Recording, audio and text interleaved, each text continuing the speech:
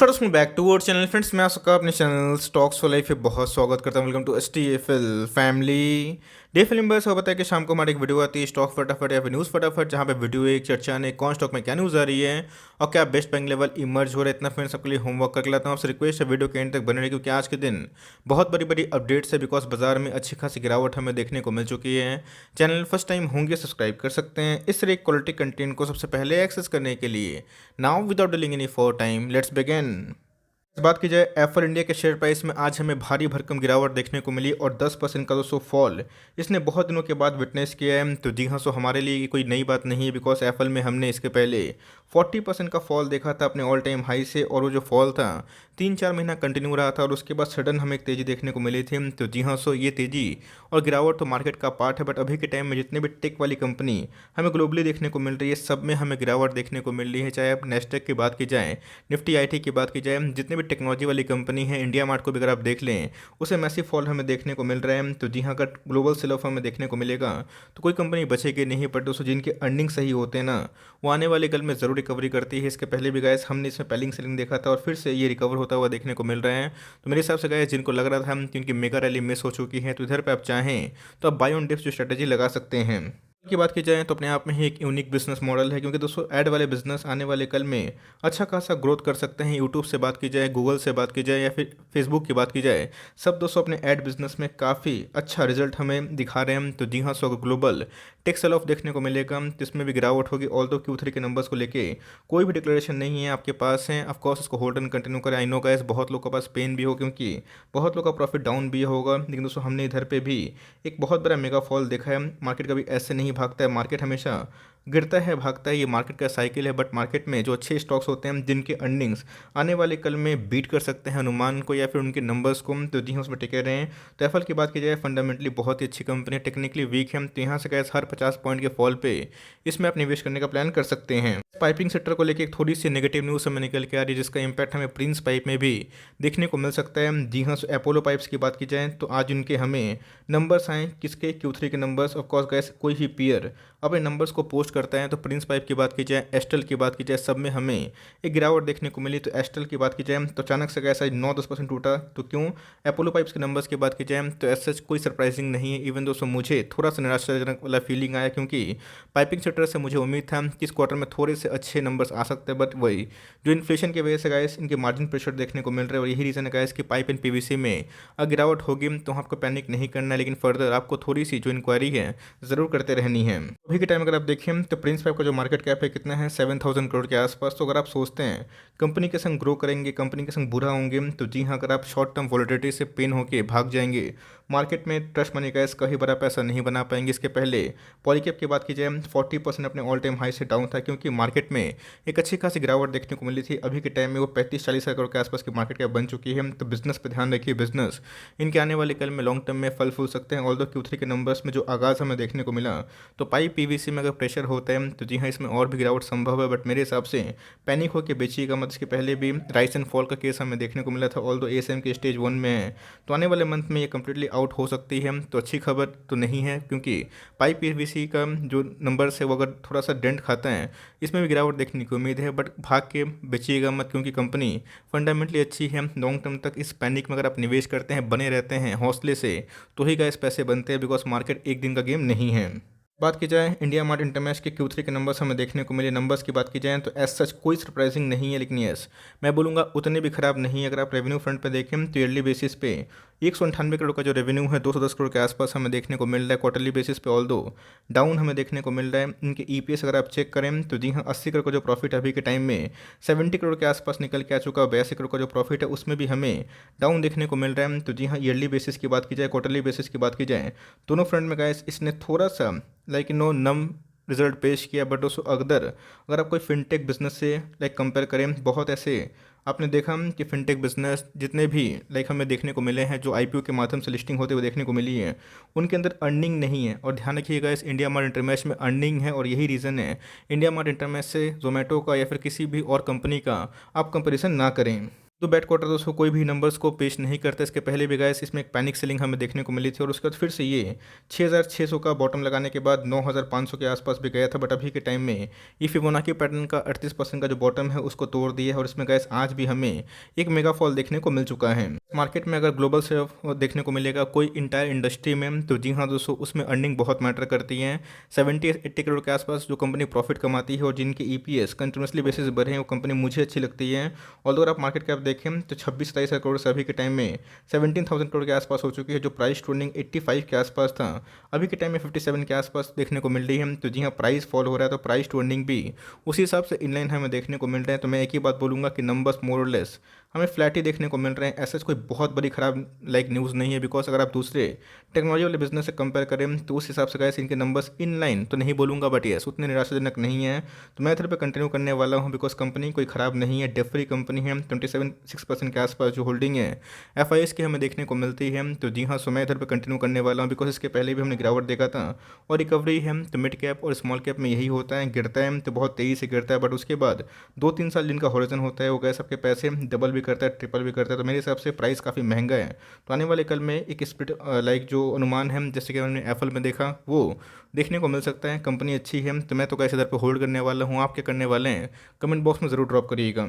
रिलायंस की बात की जाए, एक ऐसी कंपनी जो 18,000 करोड़, कभी कभी दोस्तों मार्केट में जब सेंटीमेंट खराब होता है ना, कोई फंडामेंटल टेक्निकल काम नहीं करता, लेकिन हमें फंडामेंटल का सहारा तभी लेना होता है जब कंपनी की अर्निंग सही हो और उनके अंदर पोटेंशियल हो। तो कोई कंपनी का 18,000 करोड़ का एक क्वार्टर में प्रॉफिट करे और उसके नेक्स्ट अगर मार्केट गिरावट हो, अगर वो गिर जाए तो गैस मैं क्या बोलूँ, ये इधर पर अपॉर्चुनिटी है या फिर इधर पर धोखा है, ये आप कमेंट बॉक्स में ज़रूर बताइएगा। बिकॉज आज हमें रिलायंस के शेयर में 4% का डाउनसाइड देखने को मिल रहा था। तो ये बात की जाए ये कोई यूनिकॉर्न नहीं है, ये मेगा थ्रेट हमें देखने को मिलता है। बिकॉज मार्केट की बात की जाए ये अपने आप में ही एक सुप्रीम हमें देखने को मिलता है। मार्केट कभी भी आपके अकॉर्डिंग नहीं चलता है, मार्केट हमेशा अपने ही धुन में चलता है। तो इनके जो नंबर्स थे वो सारे एस्टिमेट को ध्वस्त कर दिए और उनका जो रिटेल का बिजनेस है बहुत तेज़ी से बढ़ता हुआ देखने को मिल रहा है। तो मेरे हिसाब से इस कंपनी में कोई भी डाउट नहीं है, फर्दर का डाउनसाइड होता है जो नंबर इन्होंने पेश किए हैं उस हिसाब से मैं बोलूँगा कि लॉन्ग टर्म में गाइस रिलायंस एक बहुत बड़ा बेट हो सकता है। बिकॉज इनके जियो बिजनेस कभी भी अगर नेस्टेक में लिस्टिंग होंगी, जो कि अफवाह है, कभी सच अगर होता है और रिटेल को अलग से लिस्टिंग करवाएंगे तो जी हाँ वैल्यू अनलॉकिंग होगी। तो मेरे हिसाब से गाइस नंबर्स में कोई भी खराबी नहीं है, आपके पास है, पेशेंसली होल्ड करें और कभी भी गिरावट होती है तो मैं बोलूँगा कि अपॉर्चुनिटी के तौर पर इसको ज़रूर देखें। बात दोस्तों आईजीएल की, तो अभी के टाइम में ये सुपर एमओएस के आसपास आता हुआ देखने को मिल रहा है। मैं एक ही बात बोलूँगा, खोने के लिए कुछ नहीं है, पाने के लिए बहुत कुछ। अगर आपको डर लगता है, बिजनेस समझ में नहीं आता है, तो आप फ्रेश इन्वेस्टमेंट ना करें, या फिर लिए हुए हैं तो एवरेजिंग ना करें अगर आपको डर लगता है। बट यस मैं एक ही बात बोलूँगा, अगर आपको हॉरिजन 1 साल का है तो लॉस में ना बेचें। कंपनी की बात की जाए तो कोई ख़राब नहीं है, ऑलमोस्ट डेट फ्री कंपनी है और प्री कोविड लेवल जो है उसके पहले का भाव हमें देखने को मिल रहा है और 400 के आसपास क्लोजिंग देखने को मिल चुकी है। कंपनी अच्छी है, इसका मतलब ये नहीं है कि गिरावट नहीं होगी। आपने देखा कि अच्छी कंपनी में भी गिरावट हुई, आज एप्पल अचानक से गिर गया। उनकी अर्निंग सही आने के बावजूद भी मतलब आने की उम्मीद भी है। और रिलायंस की बात की जाए, आईसीआईसी बैंक की बात की जाए, सब में गिरावट हमें देखने को मिल रही है। सेंटीमेंट जब खराब होता है तो उसमें लोअर लो फॉर्मेशन होता है। बट मेरे हिसाब से ये सुपर एमओएस का लेवल पे है, टूटता है तो कोई दिक्कत वाली बात नहीं। हम लोग उधर पे लॉन्ग टर्म इन्वेस्टर है, आपके पास पैसे नहीं हैं तब इधर पे एवरेजिंग ना करें। पैसे हैं, डाउट है तो दूसरे स्टॉक्स को में निवेश करें जिस पर कन्विक्शन लेवल हाई है। बट इधर पे आप लॉस में मत बेचिए, आपके पास टाइम है, टाइम ज़रूर दे सकते हैं। आईसीआईसी बैंक की बात की जाए, सारे नंबर्स को ध्वस्त इन्होंने किया था। मैंने कमेंट देखा कि सर नंबर्स कैसे ध्वस्त हुए हैं, बिकॉज 22% के आसपास मार्केट में अनुमान था और गैस इनका 26% के आसपास प्रॉफिट हुआ और उससे नहीं है। ये गैस अपने एसेट क्वालिटी पे बहुत ध्यान दें, इनके प्रोविजनिंग भी हमें बहुत कम होते हुए देखने को मिले। तो मार्केट में गिरावट होगी। डो जोन्स दोस्तों अभी भी के टाइम में अगर आप देखें तो बहुत ही बुरा हाल देखने को मिल रहा है। तो जी हाँ ग्लोबल सेल ऑफ होगा तो कोई भी मार्केट में बचेगा नहीं। इसकी वजह से इनके नंबर्स अच्छे आने के बावजूद भी मार्केट ने आज के दिन नेगेटिव क्लोजिंग दिखाई है। सच कोई बड़ी गिरावट हमें देखने को नहीं मिली है। बट आईसीआईसी बैंक दोस्तों मुझे लगता है कि जिस हिसाब से नंबर्स पेश कर रहे हैं, मुझे कोई भी डाउट नहीं होगा कि आने वाले कल में अगर ये 2.5-3 साल में डबल होता है या फिर उससे ज़्यादा होता है। बिकॉज बैंक निफ्टी में जो रैली एक ड्यू है उसकी वजह से आईसीआईसी बैंक एक अच्छा खासा फ्यूलअप हो सकता है। तो हर 50 के फॉल पे, 30 के फॉल पे आप चाहें तो आईसीआईसी बैंक को देख सकते हैं प्राथमिकता। बिकॉज बैंक निफ्टी में भी इसका सेकंड मोस्ट वेटेज है और निफ्टी टॉप 10 कंपनी में आती है। उनके नंबर से बहुत ही आउटस्टैंडिंग हमें देखने को मिल चुके हैं। डिक्सन की बात की जाए, यस दोस्तों टेक सेल ऑफ की वजह से और इधर पे बहुत लोग बोल भी रहे थे कि जिसका हाई पी है उसमें हमें गिरावट देखने को मिल रही है। बट मुझे ऐसा लगता है कि इनका जो प्राइस ट्रेंडिंग महंगा है, आने वाले कल में जो इनके ईपीएस है, बिकॉज ये पहली कंपनी, इसको पीएलआई स्कीम से 5 बेनिफिट हैं। तो जी हाँ, सो अगर आपको मेक इन इंडिया कोई स्टॉक में निवेश करना है तो मैं बोलूँगा कि गोल्डन चांस है, जहाँ पर अगर आपको लग रहा था रैली मिस हो चुकी है तो डिक्सन आपको घुसने का बहुत ही बेहतरीन मौका दे रहा है। आज भी अगर आप देखें तो 7% का इंटरडे फॉल दिखाई दे रहा था। कोई कंपनी हमेशा नहीं भागती है। इंसेप्शन से अगर आप देखें तो इसने 800% के आसपास पैसे बना के दिए हैं, तो उसमें एक विराम चिन्ह भी होगा, नंबर्स अच्छे आएंगे, उसके बावजूद भी गिरेगा। तो अभी भी कैसे अगर आप देखें तो वर्ल्ड वाइड में जो सेमीकंडक्टर का इशू है पूरा रिजॉल्व नहीं हुआ। बट यस, जिस हिसाब से भारतीय गवर्नमेंट बहुत ही एग्रेसिव है मेक इन इंडिया को, और जिस हिसाब से डिक्सन को बहुत ज़्यादा कॉन्ट्रैक्ट्स मिल रहे हैं, चाहे वो इस लैपटॉप्स की बात की जाए, 5G फ़ोन की बात की जाए, वाइट गुड्स की बात की जाए, अभी तो गैस बोर्ड के संग इनका जेवी भी हुआ है 50% के आसपास। तो यहाँ से गैस हर 5% के फॉल पे अपनी एसआईपी को फिक्स कर लें और मेक इन इंडिया से कोई टेक्नोलॉजी वाली कंपनी में निवेश करना है जिसके अंदर हाई ग्रोथ है। डिक्सन बहुत ही प्रॉमिसिंग कंपनी मुझे दिखाई पड़ती है। इस बात की जाए आईआरसीटीसी में भी आज के दिन मेगा फॉल हमें देखने को मिला और फिर से कैश आईआरसीटीसी 800 के भाव पर देखने को मिल रहे हैं और आज के दिन दोस्तों में 6% का एक क्रैश देखने को मिल चुका है। अभी तक मैंने जितने भी आपको आंकड़े दिखाए, सबका जो नंबर्स है, मतलब सबका जो इंटरडे का लो है, आज वही नेगेटिव में क्लोजिंग देखने को मिल रही है। तो जी हम मार्केट में आज के दिन कोहराम मचता हुआ देखने को मिला और निफ्टी मिड कैप और स्मॉल कैप की तो हालत बहुत ही खस्ता थी। तो जी हाँ, इसने हाल फिलहाल में ही 928 का लेवल तोड़ने की कोशिश की थी, बट उसके बाद इसने विफल साबित हुआ। बट मेरे हिसाब से क्या इस कंपनी अच्छी है, लॉस में मत बेचिए, और जो लॉन्ग टर्म में मोनोपोली सरकारी कंपनी में निवेश करना चाहते हैं दूसरी कंपनी से, क्या बहुत अच्छी कंपनी है, बिकॉज इनके वेरियस डाइवर्सिफाई बिजनेस है, टिकटिंग से लेके टूरिज्म तक। तो मेरे हिसाब से कैसे यहाँ से हर 50 पॉइंट के फॉल पे आप आईआरसीटीसी को बाय ऑन डिप्स कर सकते हो। बात की जाए इन्फो स्कीम, तो जी हाँ, जोमेटो की बात की जाए फिनटेक जो बिज़नेस है पॉलिसी बाज़ार, उसमें भी हमें एक मेगा फॉल देखने को मिला। और गैस को पता है कि जो जोमेटो में एक बहुत बड़ा निवेश 19% के आसपास जो स्टेक था, किसका था, नौकरी या फिर इन्फोज का था। तो गैस अभी के टाइम में उन समय जो गिरावट हो रही है, इसके वजह से अभी के टाइम में काफ़ी नेगेटिव सेंटीमेंट देखने को मिल रहा है। जोमेटोज का फंडामेंटल से आप इन्फोज को मत करिएगा कंपेयर, बिकॉज जोमेटो के पास इतना रिजर्व तो छोड़िए कुछ है ही नहीं। लेकिन जिस हिसाब से अभी के टाइम में हमें इन्फोज के अंदर रिजर्व देखने को मिलती है, जो उनके स्टेटस है वो बहुत ही मजबूत हैं। तो मेरे हिसाब से कहे सीएफ में सुपर एमओस के लगभग देखने को मिल रहे हैं। और लॉन्ग टर्म तक अगर आपका विजन 3 साल का है तो आप धीरे धीरे एसआईपी इक्का दुक्का स्टॉक लेके परचेज कर सकते हैं। ऑल टाइम हाई से हमें ऑलमोस्ट 40% गिरता हुआ देखने को मिल रहा है और 3 के आसपास डिस्काउंट है। तो अगर आपने 5200 पे भी लिया हुआ है, 5 रुपये भी लिया हुआ है, तो पैनिक ना करें, कंपनी फंडामेंटली अच्छी है। लेकिन जिस हिसाब से पैटर्न फॉर्मेशन हो रहा है, अगर आने वाले कल में 4200 के भी आसपास आता है तो वहाँ पे पैनिक नहीं करिएगा। और लॉन्ग टर्म विजन है तो आप चाहें तो हर 2000 को फॉल पे इसको एड एंड डिप्स कर सकते हैं। बात की जाए एचडीएफसी एएमसी के नंबर्स मुझे पर्सनली अच्छे नहीं लगे, बिकॉज जिस हिसाब से हमें म्यूचुअल फंड के इनफ्लो देखने को मिल रहे हैं, बहुत ऐसे निवेशक हैं जो अभी भी म्यूचुअल फंड को ही प्रीफर कर रहे हैं, भले जितना भी डीमेट अकाउंट खुल जाए। तो ये हाँ दोस्तों, उस हिसाब से अगर आप देखें इनके क्वार्टरली नंबर्स तो मोर लेस फ्लैट थे, बट ईयरली नंबर्स में हमें एक डेंट देखने को मिला और मार्केट ने आज के दिन अच्छी खासी पनिशमेंट एचडीएफसी एएमसी को दे दी है। पेरेंट कंपनी की बात की जाए एचडीएफसी बैंक, उन्होंने बहुत ही स्टेलर नंबर पोस्ट किए थे, बट उस हिसाब से इनके मैनेजमेंट ने जो कमेंट्री दी है मुझे उससे संतुष्टि नहीं। इसके पहले मैंने आपको बताया भी था कि मैंने अपने स्टेक को फर्दर ट्रिम कर लिया है, बताया भी था कि मैं इधर पे आउट होऊंगा या फिर नहीं होऊंगा, बिकॉज नंबर्स के बाद तो गैस मैं इधर पे आउट नहीं होने वाला हूँ, मैं इसको और भी कुछ दिन मॉनिटर करने वाला हूँ। तो जी हाँ, मैंने अपने स्टेक तो ट्रिम किए हैं, लेकिन इधर पे मैं कंप्लीटली एग्जिट नहीं किया हूँ, सच बता रहा हूँ, बिकॉज कंपनी अच्छी है लेकिन देखना बनता है कि इनके ग्रोथ कैसे हैं। तो मेरे हिसाब से गैस फ्रेश इन्वेस्टमेंट अभी के टाइम में सीडीएसएल या फिर जितने डिपॉजिटिव वाले बिजनेस हैं, आप चाहें तो इसको जगह पे कैम्स को प्रेफर कर सकते हैं। ये मेरी पर्सनल ओपिनियन है, बट मेरे हिसाब से मैं इसको कंप्लीटली एक्सेप्ट नहीं कर रहा हूँ, बिकॉज नंबर्स ऐसे मुझे कोई सरप्राइजिंग नहीं लगे और नंबर्स में मुझे उतना दम भी दिखाई नहीं पड़ा इस क्वार्टर में।